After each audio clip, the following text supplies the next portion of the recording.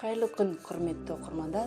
Бүгінгі сіздерге келесі таныстырғалы отырған кітабым есімі мен еңбегі көпшілік қауымға жақсы таныс, белгілі этнограф, жазушы Сейіт Кежі Ахметұлының «Қазақтың Дастархан» атты кітабын ұсынып отырмын.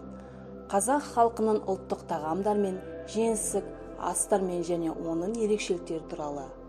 Қазақ халқы асты өте жоғары бағалаған, әрі қастерлей білген. Ас адамның арқауы деген қағида осындай терең ұғымның қалтықсыз түсінігі болып қалыптасқан.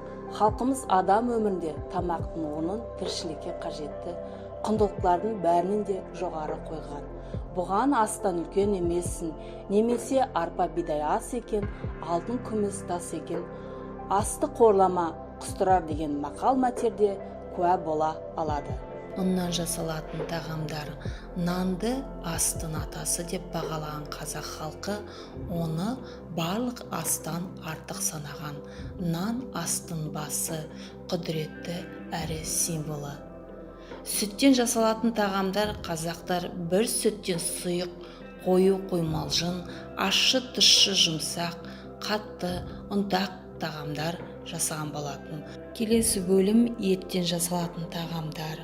Халқымыздың құрметті кісілерге ұсынылатын қаделі әрі орны бөлек тағамдардың ең бастысы қазақша еті. Жеңсік ас және басқа тағамдар құрт, май, уыз, құрт көже, келсоқ, ірімшік, егжей, жент, балқаймақ, ақлақ тағы басқа осы топқа жатады.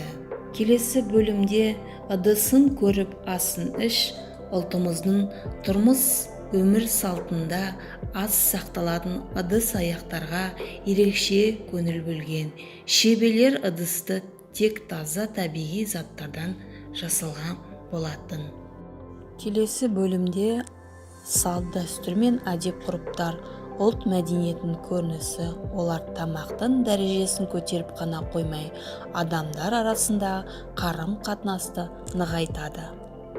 Бұл кітап жинағы қазақша, орысша және ағылшынша ғылыми танымдық құндық шығарма, дерегі мен дәйегі мол, көркем тілмен жазылған. Бұл еңбек қазақ елінің кең дархан дастархан танысы келген әр адамға кеңесші құрал бола алады.